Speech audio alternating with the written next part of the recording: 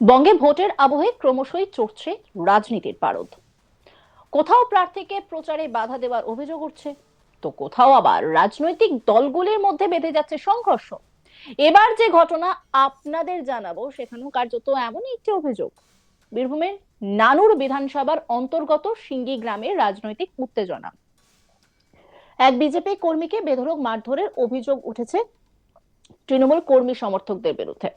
জানা গিয়েছে, নানুর বিধানসভার তৃণমূল প্রার্থী বিধান চন্দ্র মাঝি নির্বাচনী প্রচারে গেলে পরিস্থিতি উত্তপ্ত হয়ে ওঠে। অভিযোগ, বিজেপির পতাকা ফেস্টুন ছিঁড়ে দেয় তৃণমূলের কর্মী সমর্থকেরা। ঘটনায় বিজেপি কর্মী মঙ্গল মাঝি প্রতিবাদ করলে তৃণমূল প্রার্থীর সামনেই তাকে বেধড়ক মারধর করা হয় বলে অভিযোগ। খবর পেয়ে ঘটনাস্থলে পৌঁছয় বোলপুর থানার পুলিশ। ঘটনার তদন্ত শুরু হয়েছে। বিজেপি প্রার্থী খোকন দাসের অভিযোগ, তৃণমূল ভয় পেয়ে এই ধরনের কাজ করছে। এমনকি এই ঘটনার নেপথ্যে ভিলেজ পুলিশের ভূমিকা থাকতে পারে বলেও সন্দেহ তার। অন্যদিকে তৃণমূল প্রার্থী বিধানচন্দ্র মাঝি সমস্ত অভিযোগ অস্বীকার করে বলেন, বিজেপির পায়ের নিচে মাটি নেই, তাই তারা ভিত্তিহীন অভিযোগ তুলছে। ঘটনাকে কেন্দ্র করে এলাকায় উত্তেজনা ছড়ালেও বর্তমান পরিস্থিতি নিয়ন্ত্রণে রয়েছে বলে পুলিশ সূত্রে খবর। এই নিয়ে একটি রিপোর্ট তুলে ধরেছেন আমার কলিগ শান্তনু হাজরা। দেখব। নির্বাচন আর নির্বাচনের মরশুমে বারবার একেবারে বীরভূম জেলার সবচেয়ে নানুর এলাকায় দেখা যাচ্ছে যে ভারতীয় জনতা পার্টির কর্মীরা লাগাতার মারধর খাচ্ছে এবং বিভিন্ন ধরনের অভিযোগ তারা আছে। এমনকি দেখা যাচ্ছে যে নানুরের প্রার্থী প্রচারের চাহিদায় নানুর থানায় ঘেরাও কর্মসূচি, কখনো বসে থাকার কর্মসূচি, কখনো আন্দোলন। এক কথা বলা যেতেই পারে যে ভারতীয় জনতা পার্টি যে নানুর বিধানসভা কেন্দ্রের প্রার্থী রয়েছেন খোকন দাস, তিনি কিন্তু মূলত সম্প্রদায়ের একেবারে কর্মীদের উপর হামলা চড়াও ঘটনায় তিনি কিন্তু শুধুমাত্র বিক্ষোভ আর আন্দোলন করে যাচ্ছেন। প্রচারের চাহিদায় প্রচারের থেকেও ওনাকে আন্দোলন করতে বাধ্য হচ্ছে।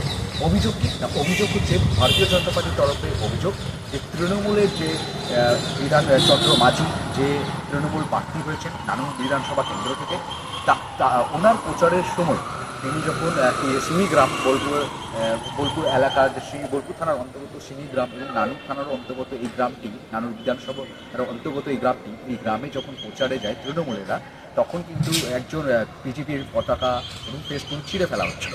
সেই সময় এই ঘটনার প্রতিবাদ করেন একজন ভারতীয় জনতা পার্টির কর্মী, আর প্রতিবাদ করাতেই একবারে রাজনৈতিক পারদ তুলে তাকে কিন্তু মারধর করা হয়, এমনটাই অভিযোগ ভারতীয় জনতা পার্টির তরফ থেকে। রীতিমতো এই ঘটনাকে কেন্দ্র করে লাগাতার উত্তাপ বাড়তে থাকে।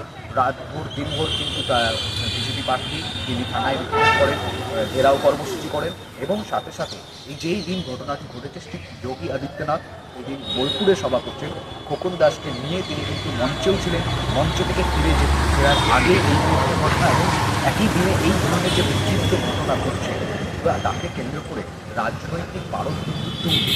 যেহেতু দেখা গিয়েছে যে যারা বিজেপি কর্মীরা মারধর আহত হয়েছে তারা, সেই সমস্ত কর্মীদেরকে নিয়ে কিন্তু হাসপাতালে নিয়ে যাওয়া হয়, হাসপাতালে তাদের চিকিৎসাধীন করানো হয়। তারপরেও কিন্তু একেবারে গরম পরিবেশ তৈরি হয় নানুর বিধানসভা এলাকায়, যেখানে দেখা গিয়েছে যে নানুর বিধানসভার খোকন দাস বিজেপি প্রার্থী তিনি পুলিশকে বলছেন যে এইভাবে কতদিন চলবে, আপনারা কেন সেন্ট্রাল বাইরে থাকা সত্ত্বেও আমাদের এই গ্রামে স্থানীয় এবং গ্রামে অশান্তি পরিবেশ তৈরি হচ্ছে, বিজেপি কর্মীদের মারধর করা হচ্ছে, বিজেপির পতাকা ফেস্টুন, নরেন্দ্র মোদীর ছবি, অমিত শাহের ছবি, এগুলো ছিঁড়ে ফেলা হচ্ছে বাংলার বুকে নানুর বিধানসভা কেন হচ্ছে।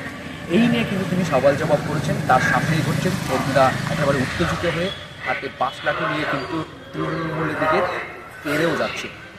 রীতিমতো এই ঘটনা স্বাভাবিক, তাদের তরফ থেকে দাবি যে তাদের তৃণমূলের লোকজন ভারতীয় জনতা পার্টির লোকজনকে বারবার আহ্বান করছে যে একবার আঘাতে কিন্তু তারা কিন্তু ঘুরে দাঁড়াবে, তার প্রতিবাদ তিনি করবেন, কারণ পুলিশের তরফ থেকে নিষ্ক্রিয় ভূমিকা অভিযোগ উঠিয়ে আসছে বারবার।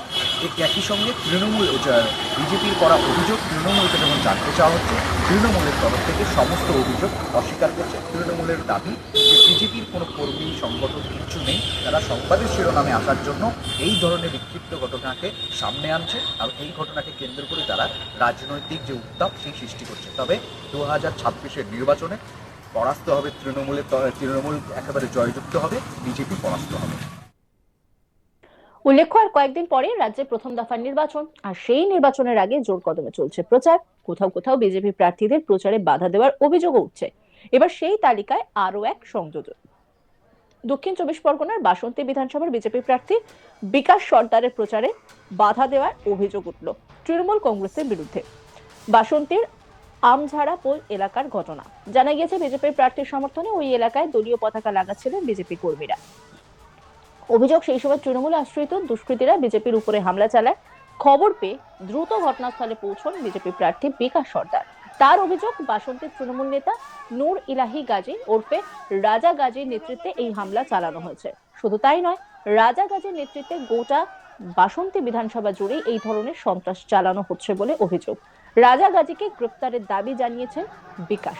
এই বিষয়ে নির্বাচন কমিশনের কাছে অভিযোগ জানাবেন বলেও জানিয়েছেন বিজেপি প্রার্থী বিকাশ সর্দার। বিজেপি প্রার্থী কি বলছেন শুনবো। বাসন্তী বিধানসভার আমঝাড়া গ্রাম পঞ্চায়েতের অধীনে প্রত্যেকটি বুথের মধ্যে আমাদের যে নির্বাচনী কার্যক্রম ছিল, তার জন্য আমাদের সম্মানীয় মণ্ডল সভাপতি, আমার ভারতীয় জনতা পার্টির লড়াকু সৈনিকগণ এবং আমার মায়েরা, সেই সমস্ত মায়েরা এখানে বিজেপি ফ্ল্যাগ লাগাচ্ছিলেন জয়দেব বলে।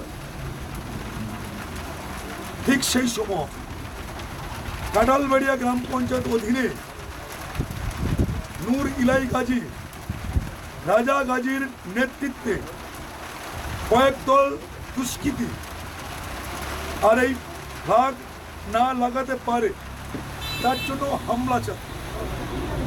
আমাদের কার্যকর্তাগণ, আমাদের মায়েরা এই তুগলুকি শাসন ব্যবস্থার বিরুদ্ধে গর্জে ওঠেন।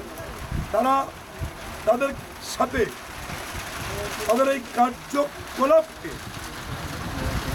কার্যকলাপের বিরুদ্ধে দাঁড়িয়ে আজকে মায়েরা, আমার লড়াকু সৈনিকগণ আর প্রতিবাদ। আমরা বাসন্তী থানার প্রশাসনিক বন্ধু, নির্বাচনিক যে সমস্ত প্রশাসনিক বন্ধুগণ রয়েছেন তাদেরকে বলবো, তৃণমূল কংগ্রেসের এই যে একাধিক ধারায় মামলা থাকা সত্ত্বেও একাধিক অপরাধে যুক্ত থাকা রাজা গাজী, তার বিরুদ্ধে এখনো পর্যন্ত স্টেপ কেন নিচ্ছে না? বারংবার এই ব্যক্তি এই আমঝাড়া গ্রাম পঞ্চায়েত, চোরাবিদ্যা, কাঠরবাকি, কাঁঠালবাড়িয়া সহ একাধিক জায়গায় আর হুমকি, থ্রেট, ভয়ঙ্কর একটা খেলার মাধ্যমে বিজেপির কর্মীদের, কার্যকর্তাদের উপর একটা অত্যাচার করার পরিকল্পনা করছে। কিন্তু তাকে গ্রেপ্তার পুলিশ করছে না। আর আমাদের কার্যকর্তাদেরকে জোর করে এখান থেকে তুলে নিয়ে গিয়ে আর কাঁঠালবাড়িয়ায় নিয়ে যাওয়ার একটা পরিকল্পনা করেছিল। কিন্তু আমাদের মায়েরা আমাদের ছেলেদেরকে রক্ষা করার জন্য তারা রাস্তায় নেমেছে। এই যে অত্যাচারটা হচ্ছে, এই অত্যাচারের বিরুদ্ধে তীব্র প্রতিবাদ জানাই। এই রাজা গাজীর নেতৃত্বে বিগত 2023 সালের পঞ্চায়েত নির্বাচন, 2021 সালে বিধানসভার নির্বাচনের পর ভয়ঙ্কর তাণ্ডব চলেছিল। কিন্তু তৎকালীন সময় পুলিশ প্রশাসন এই রাজা গাজীর বিরুদ্ধে কোনো আইনত ব্যবস্থা গ্রহণ করেনি। আর আজকেও তাই ঠিক সেম কায়দায় ভারতীয় জনতা পার্টির কার্যকর্তাদের সমস্ত কার্যক্রমকে স্তব্ধ করার একটা প্রয়াস চালাচ্ছে। আমরা তীব্র প্রতিবাদ জানাই। অন্যান্য খবরের আপডেটের জন্য অবশ্যই নজর রাখুন আজ তাক বাংলার ইউটিউব স্ট্রিমিংয়ে। লাইক, কমেন্ট, শেয়ার এবং সাবস্ক্রাইব করতে ভুলবেন না।